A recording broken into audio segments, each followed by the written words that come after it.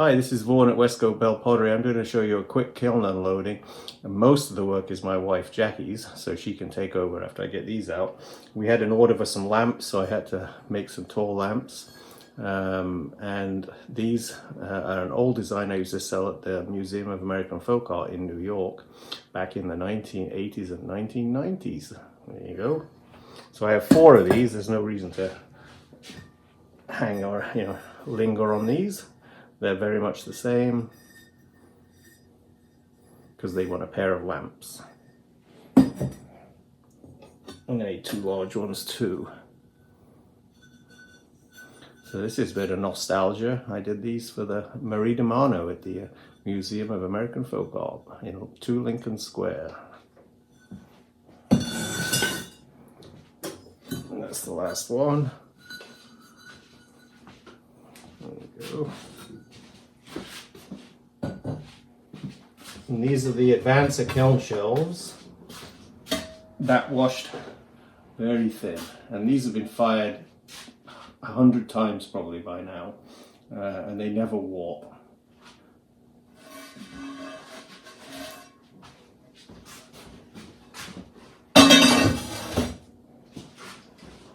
Okay, so let's see what we've got here. Just I'll take out some mugs. These are hand painted with slips and underglazes. And I'll hold them up. Camera.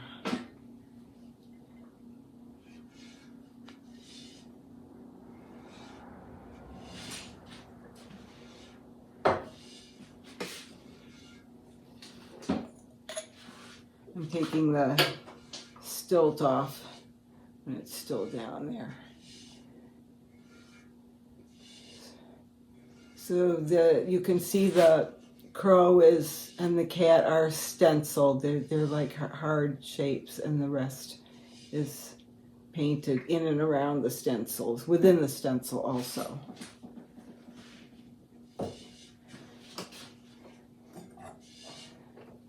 So I'll just go through these. What underglazes do you use, Jackie? Okay, so I use Amico, Duncan, and Spectrum brands. And let's see, they're all cover coat. That would be the one, that's the Duncan cover coat, isn't it? Yeah. And the Amico. The Spectrums, some are very more like translucent, like, well, see, like this blue, a lot of the blue in here on this, that is the Spectrum bright blue. I can't remember the number offhand, but that one is a beautiful blue, but it's also translucent, so I usually use it over another blue from either Amico or Duncan, like the cobalt or the bright blue, or no, just maybe the lake blue.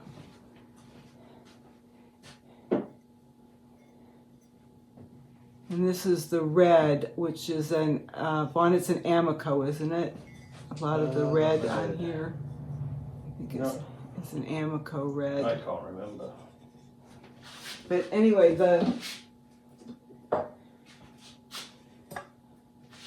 they are compatible. I use them just as though I were painting and mixing them on a palette to get different colors and tones. And some,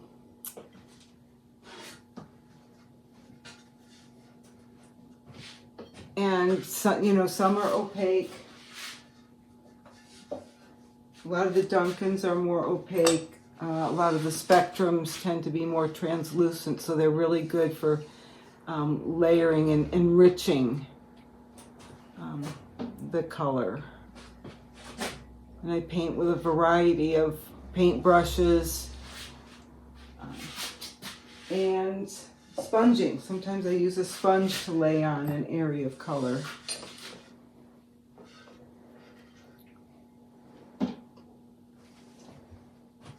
This is the whale design.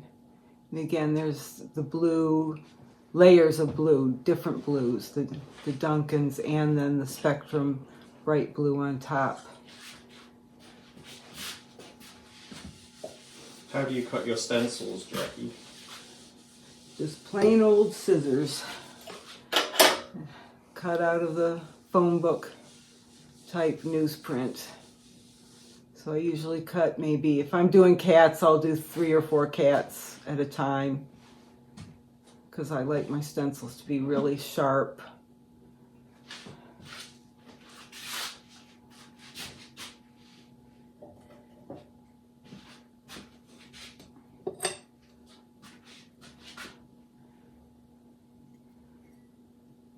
What's the difference between painting on dry clay and soft clay?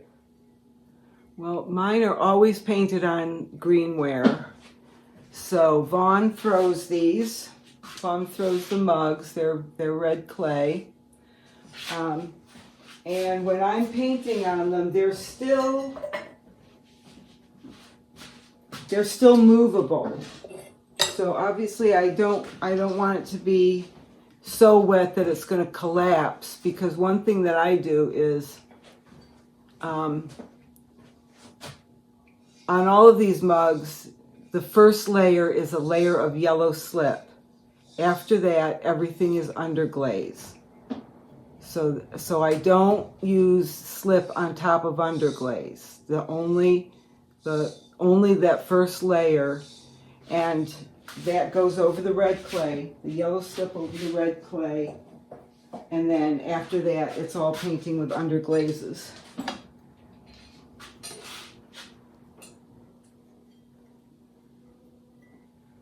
So the greens in here are a combination of Duncan, Amico glaze, underglazes, and the Spectrum. Actually, we could make a list of some of the colors that I use.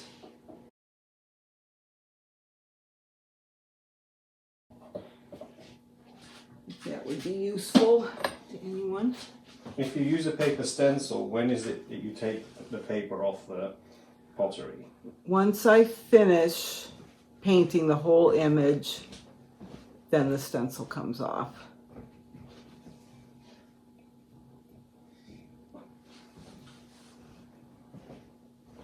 Or once I get the major areas of the image done, then the stencils come off. Then, like, see this, let's see if I can get this on. See this island with the houses? That's all one big stencil. So once I get my stencils down, I get the water blocked in and the sky and some major shapes, I take off this stencil, and then I go back in and define the houses and the land and everything, the lighthouse, that are all within that one general stencil. So it's a question of using the stencils to block off areas until I'm ready to go back in. So these are just red clay tiles. Do you ever leave the paper stencil on until the piece is completely dry? I have, but that generally results in a messy edge. Let's see, where can I put all these? What do you mean by a messy edge? Rough. Like I don't get that smooth, crisp edge that I like to get. So these tiles will be framed in the clay frames.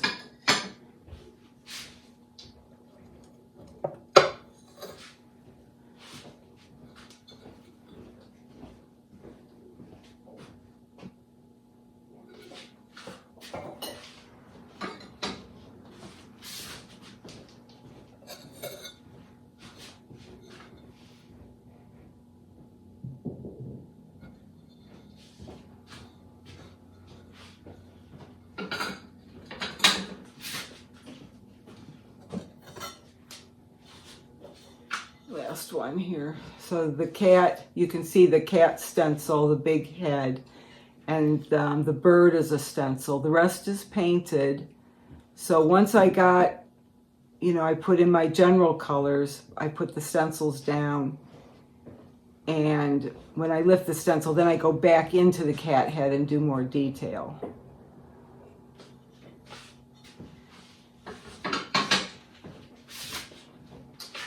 The stenciling is good for giving that hard edge so that the shapes that are in the foreground stand out.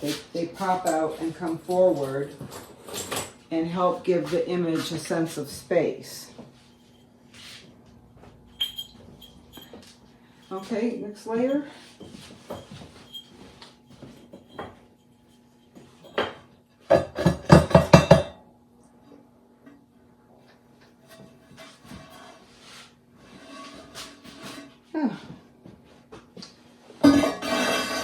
These are more tiles.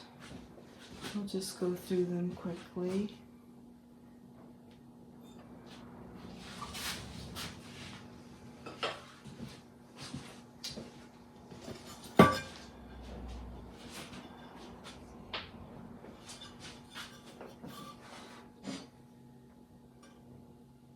Different images.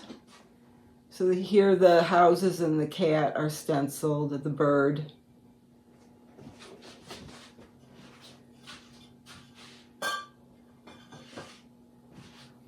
Who are your influences when you paint? Oh, I look at a lot of art. I look at a lot of British painters from Cornwall. A lot of people always mention Chagall when they see my work, and he's definitely one that I look at a lot. I also like Bonnard, and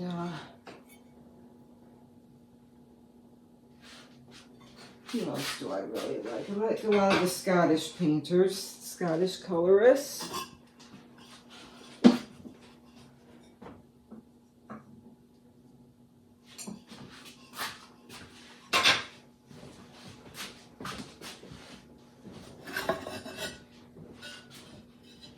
Here's this one also has a red that is an Amico, and it's a nice nice red, and it's like that spectrum blue though in a way.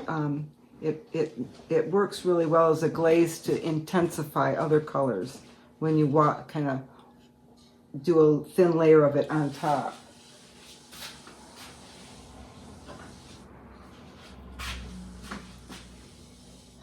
And last but not least, a small cat. Okay, so is there another layer here? Yikes.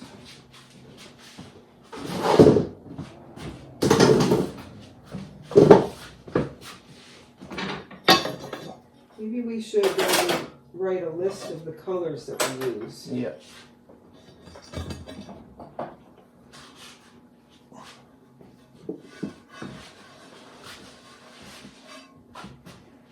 Okay. So here are the bowls.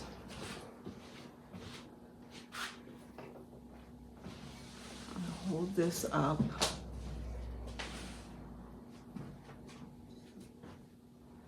So when Vaughn throws the bowls, he throws them and trims the bottom. And at that point, they're at a good stage for me to paint. So they're still soft. Like if I went like that, I could move the rim a little bit. But obviously I don't want to put so much slip on it that I make it collapse. So what I do is I paint the inside of the bowl first. I do usually like a little swirl of color. And then when I'm done, I put the bowl on my painting wheel upside down, and I paint the bowls upside down so that way I can see when I'm painting. I'm not like bending and trying to paint something being underneath it. It's the surface is all right in front of me. So that's why you know, when I paint the bowls, I can kind of do a little signature area and the bowl, and then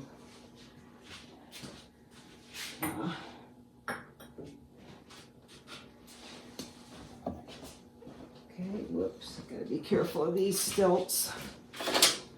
So here again, paint the swirl inside first, color swirl, and then I invert the bowl and paint it while it's upside down.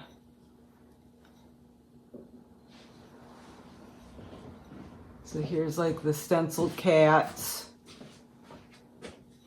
Here's that red that makes a really good glaze, it's almost like glazing in painting where you intensify a color with a thin layer.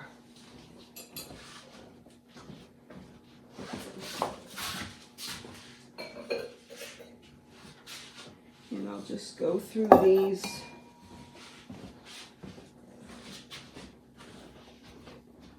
Swirl inside and then the bowl.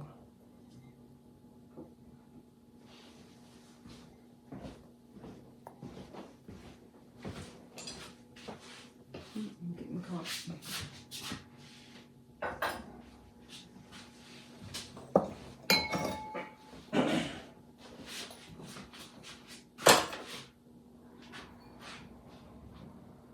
Swirl inside with some blue and yellow.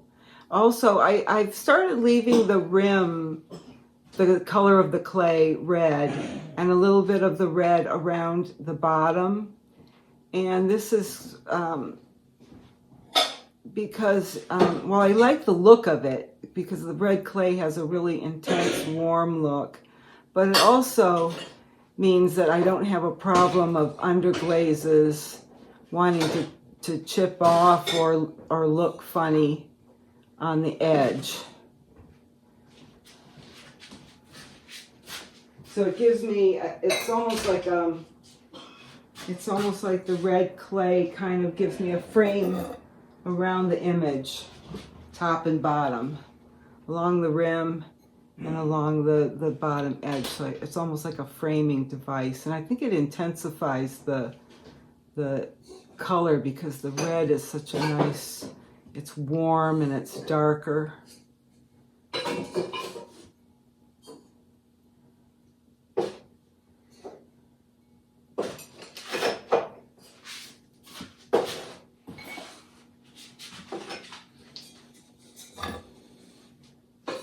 I painted so many of these.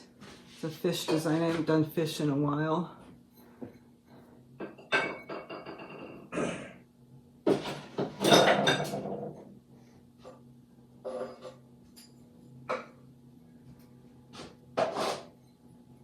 The fish are all stenciled. So probably there's the yellow slip under everything, and then just a sort of a random application of a lot of different colors next.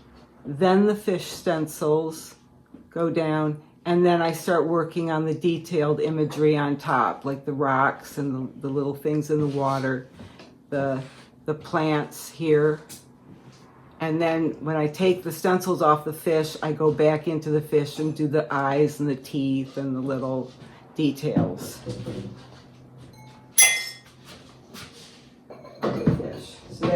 So that's pretty much how I work with all the images. Whoops. That's the inside. The inside color isn't showing up very good. These are cats running.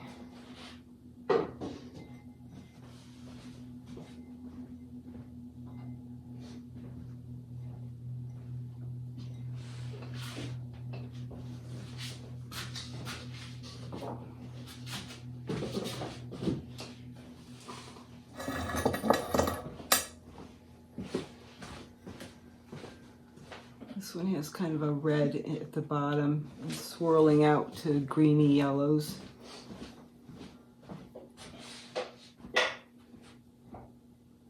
It may seem odd to paint imagery upside down, but you kind of get used to it. And it's really much easier to paint on this kind of shape when the face of what you're painting is right, pointing towards you, rather than trying to get underneath it to paint.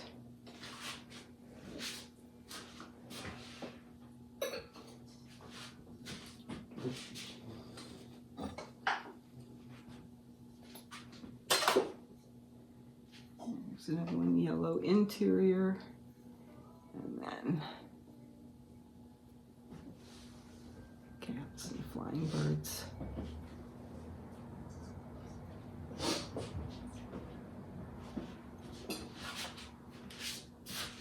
Okay. And let's see what, there's a couple more mugs here. A couple mugs ended up on this shelf.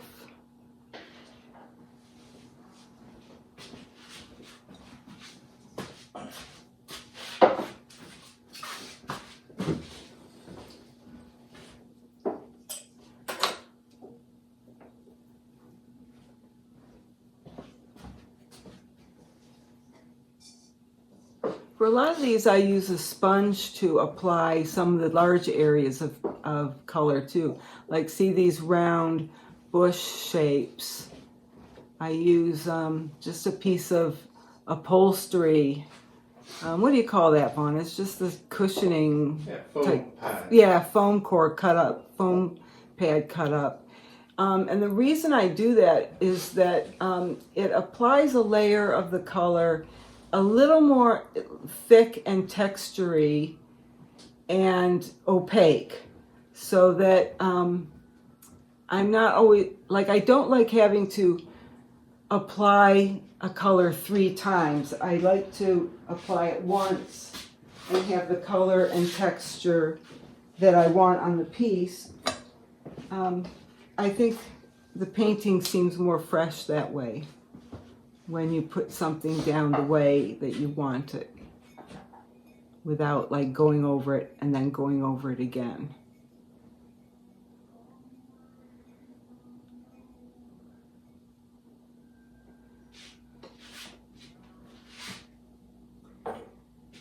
And whoops, there's one more tile in here. Another small cat. Red.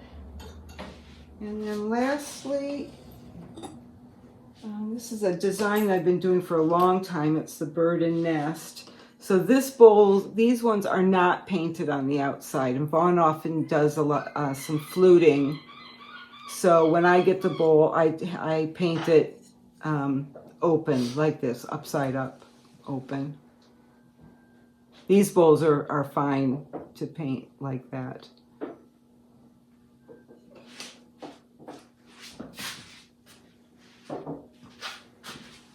And last in the kiln, another open bowl. It's got the pond in the bottom.